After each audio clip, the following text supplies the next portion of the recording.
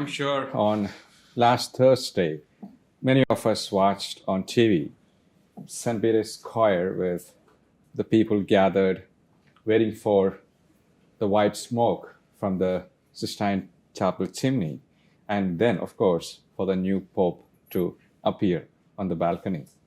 I noticed that people from all over the world waiting for the new shepherd to appear on the balcony of St. Peter's, all members of the one flock under the leadership of the one shepherd. A passage from the book of Revelation came to my mind. It says, I, John, had a vision of a great multitude, which no one could count, from every nation, race, people, and tongue. I once read a story about a priest who asked his sacristan to write the response to the responsorial psalm in a white board in the sanctuary before the Mass. And that Sunday, the response was, The Lord is my shepherd, there is nothing I shall want. But the whiteboard was too small to fit in all these. So the priest, thinking very practically, told the sacristan, just write, The Lord is my shepherd. That's enough.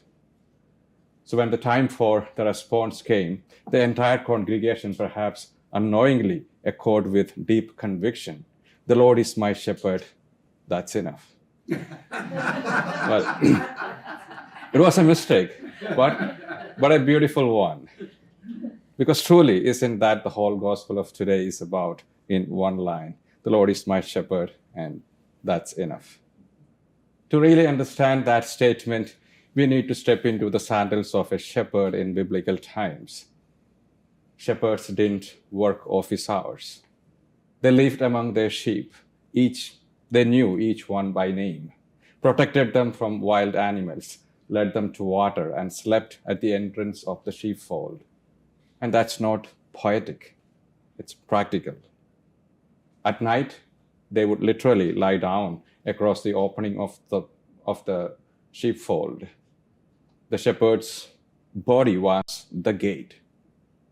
No sheep could wander off, and no predator could get in without stepping over him. And that's what Jesus meant when he said, I am the gate, I am the good shepherd. And he wasn't offering a cozy imagery.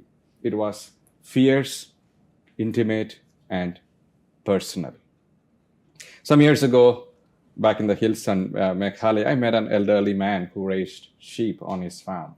All the sheep looked the same to me, fussy, white, and slightly confused. I asked, how do you know them? How do you tell them apart? And he chuckled and said, that's because you don't live with them, which is true.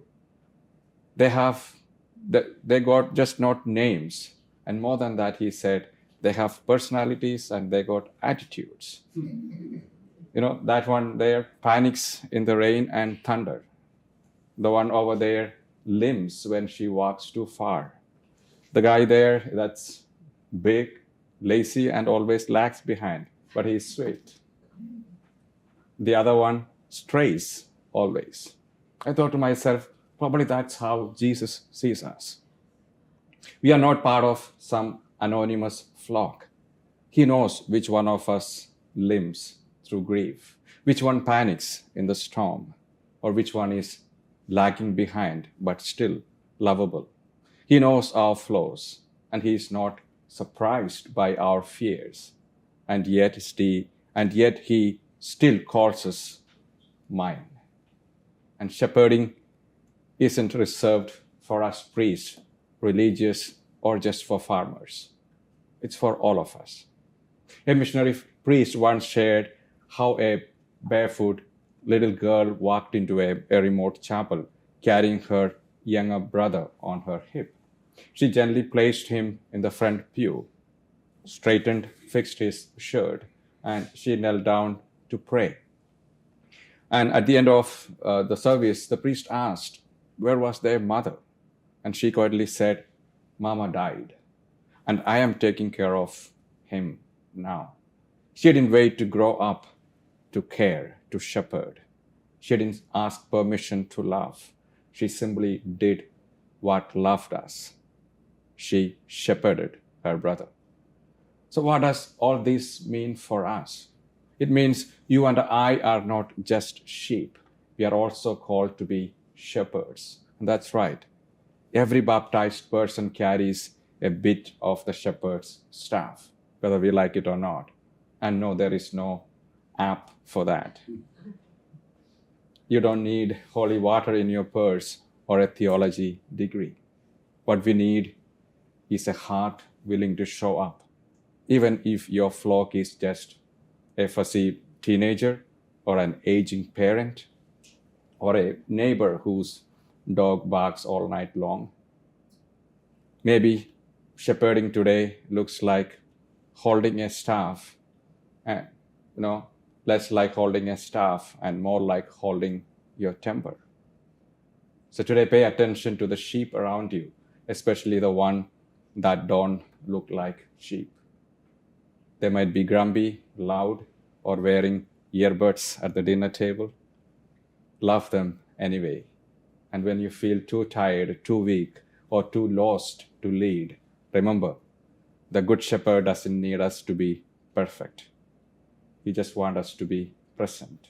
Because in the end, we are sheep, shepherds, and sometimes both on the same day. And the beautiful truth is still this: the Lord is my shepherd, and that's enough. Amen.